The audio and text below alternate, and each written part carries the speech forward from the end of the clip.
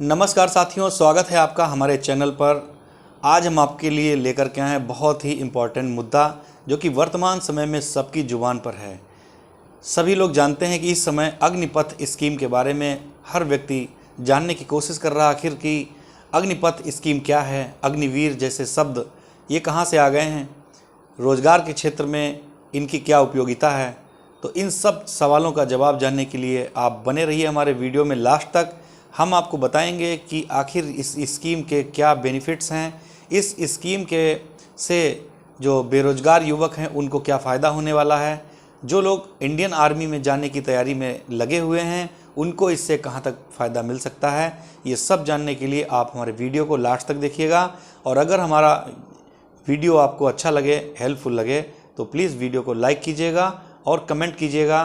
साथ ही साथ जिन लोगों ने हमारे चैनल को अभी तक सब्सक्राइब नहीं किया, चैनल को सब्सक्राइब कर लें, जिससे कि जब भी कोई भी हम वीडियो अपलोड करें उसका नोटिफिकेशन आपको मिल सके। आइए सबसे पहले जान लेते हैं अग्निपथ जो स्कीम है आखिर इसकी घोषणा कब की गई।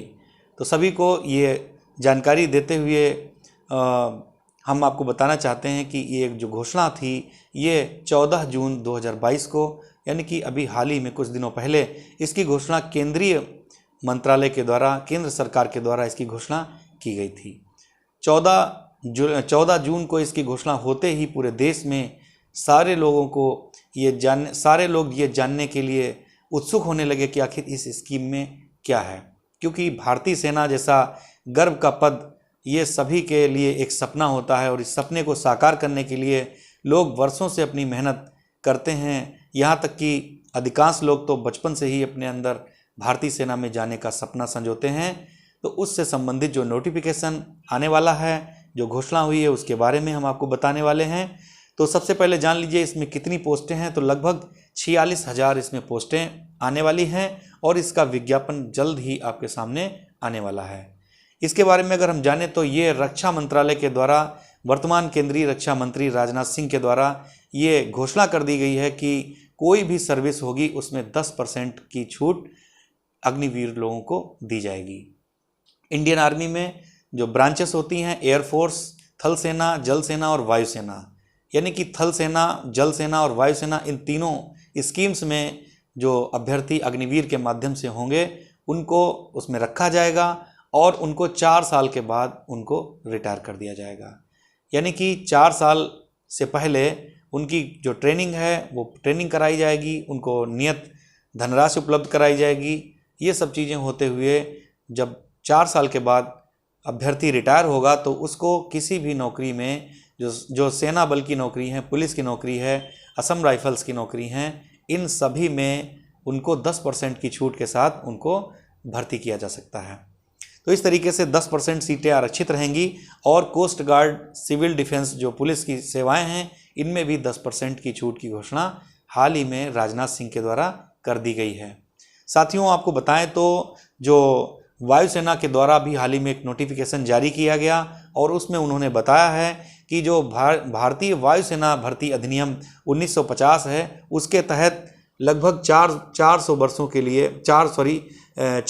के लिए ये भर्ती की जाएगी। और इस भर्ती में जो अभ्यर्थी इसमें प्रवेश लेंगे उनको 75% जो अभ्यर्थी होंगे उनको 4 साल के बाद रिटायर कर दिया जाएगा, जबकि 25% जो अभ्यर्थी होंगे उनको सेना में नियमित कर लिया जाएगा। इसके बाद अगर बात करें तो ये पूरे देश की एक योजना है, कोई एक विशेष प्रदेश में ये सेवा नहीं लागू हो रही है, बल्कि ये पूरे देश की सेवा है। और इसकी जो आयु सीमा की अगर हम बात करें तो 17.5 साल से लेकर के 21 वर्ष तक का अभ्यर्थी इसमें भाग ले सकता है। लेकिन अभी हाल ही में इसमें योग्यता, जो उम्र सीमा थी, उसको बढ़ा दिया गया है और 21 से बढ़ा करके इसको 23 वर्ष तक कर दिया गया। अर्थात 17.5 साल से लेकर 23 साल तक का कोई भी अभ्यर्थी इस भर्ती प्रक्रिया में भाग ले सकता है। योग्यता की बात करें, शैक्षिक योग्यता की बात करें तो हाई स्कूल पास कोई भी अभ्यर्थी इसमें पार्टिसिपेट कर सकता है। और ट्रेड्समैन की अगर बात करें तो ट्रेडमैन्स की भर्ती के लिए कक्षा 8 वाले भी इसमें अप्लाई कर सकते हैं। वही फिजिकल मेडिकल के माध्यम से इसका भर्ती प्रक्रिया आएगी। बाकी शेष चीज़ें आपको नोटिफिकेशन के माध्यम से स्पष्ट हो जाएंगी। यहाँ तक की जो जानकारी प्राप्त है हम आपको अवगत कराने की कोशिश कर रहे हैं।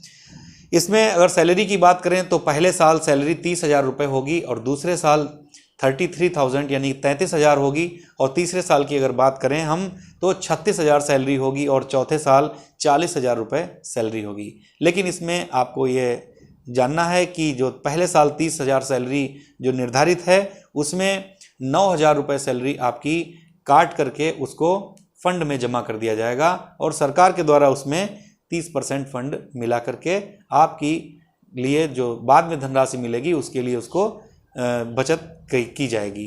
तो इस तरीके से पहले साल 9,000 रुपये, दूसरे साल इसमें जो मिलेगा वो पहले साल जो मिलेगा वो 21,000 मिलेगा, दूसरे साल मिलेगा वो 23,100 मिलेगा, उसके बाद 25,580 मिलेगा और उसके बाद 28,000 रुपये मिलेगा। इस तरीके से 4 साल के बाद में निर्धारित जो इसका सेवा निधि होगी वो 11,71,000 रुपये निर्धारित है। ये धनराशि रिटायरमेंट के बाद 4 साल के बाद नियत आपको प्रदान कर दी जाएगी।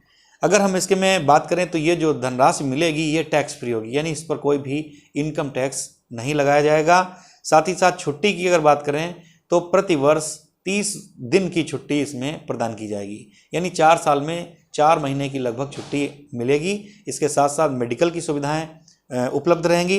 अन्य सुविधाओं की अगर बात करें तो यूनिफॉर्म अलाउंस, ड्रेस का जो पैसा है वो सब, इसके अलावा मेडिकल सुविधा, कैंटीन सुविधा, हार्डशिप अलाउंस, बहुत सारी सुविधाएं इसमें जो है प्रदान की जाएंगी। इसके बाद अगर बात करें कि अगर किसी भी अभ्यर्थी का ड्यूटी के दौरान कोई भी एक्सीडेंट होता है या फिर उसके साथ कोई दुर्घटना होती है तो ऐसी स्थिति में अगर वो दिव्यांग हो जाता है तो उसका 44 लाख रुपए अनुग्रह राशि उसको प्रदान की जाएगी। साथ ही साथ अगर वो व्यक्ति ड्यूटी के दौरान शहीद हो जाता है तो उसके परिवार को 44 लाख रुपए प्लस सेवा निधि प्रदान की जाएगी। और बीमा की अगर बात करें तो 48 लाख रुपए का बीमा इसमें प्रदान किया जाएगा।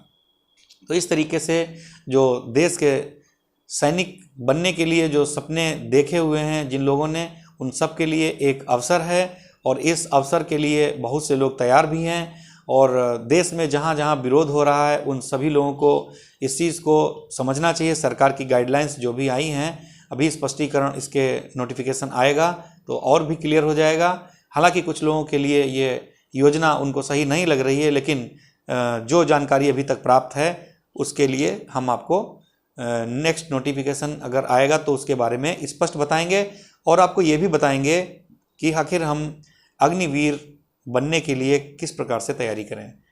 तो जहाँ तक हमें जानकारी उपलब्ध थी, जो भी मैंने उचित समझा, आपको आपके सामने मैं लेकर के आया है। अगर ये आपको वीडियो समझ में आ रहा हो, हेल्पफुल लग रहा हो तो प्लीज़ इसको दूसरों तक भेजिए। ऐसे सभी बच्चे जो इस बार हाई स्कूल पास हुए हैं, 17.5 साल उम्र हो चुकी है, ऐसे सभी अभ्यर्थी इस नोटिफिकेशन के माध्यम से इंडियन आर्मी में जा सकते हैं और जो उच्च योग्यता वाले हैं वे भी लोग इसमें जा सकते हैं, बशर्ते उनकी उम्र 23 साल से अधिक न हुई हो। तो अग्निपथ जो स्कीम है उसके तहत अग्निवीर जैसी जो शब्द है उसको मैंने स्पष्ट करने का प्रयास किया है और इसके संबंध में जो भी तथ्य छूट गए हैं या फिर अभी जानकारी उपलब्ध नहीं हो पाई है उसके बारे में फिर नेक्स्ट वीडियो हम लेकर के आएंगे। वीडियो को लाइक कीजिएगा, शेयर कीजिएगा।